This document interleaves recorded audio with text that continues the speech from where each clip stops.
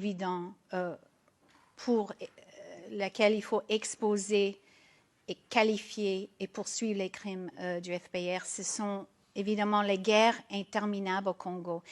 Le FPR n'est pas la seule source de déstabilisation, mais c'est la source principale.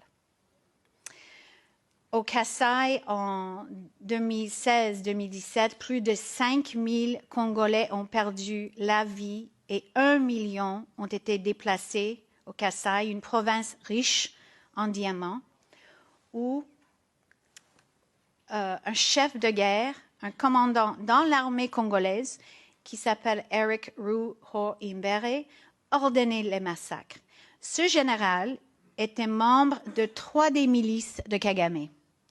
Depuis plus de 2 décennies, Ruhoimbere est parmi de nombreux rebelles Tutsis qui ont commis des atrocités au Congo et ensuite ont été intégrés dans l'armée congolaise.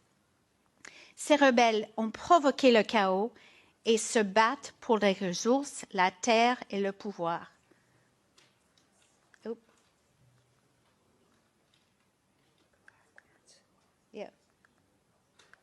Pardon.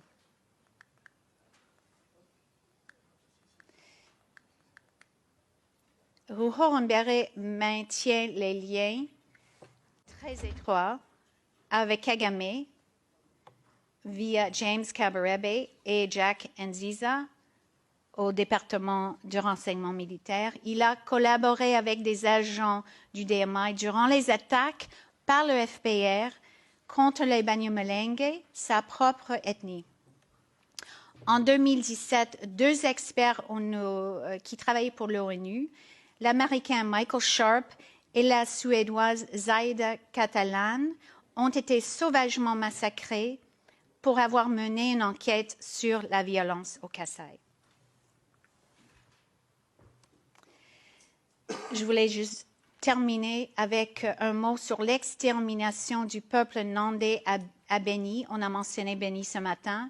Les réseaux criminels du M23, une milice de Kagame, sont toujours actifs au Congo. L'ancien directeur du renseignement général Delphin Kayimbi, récemment mort en détention, a été un membre de l'AFDL, les rebelles de Kagame, en 1996, et a fait du recrutement en 2017 pour le M23. Il aurait organisé aussi le recrutement pour la milice ADF qui mène une campagne de terreur et qui tue presque tous les jours avec les méthodes du FPR à Beni, dans le Nord Kivu. Je reçois des images, des photos presque tous les jours, des images des enfants, des femmes et des hommes qui ont été tués par soit des machettes ou agafuni, les houes. Et on coupe l'os occipal ici.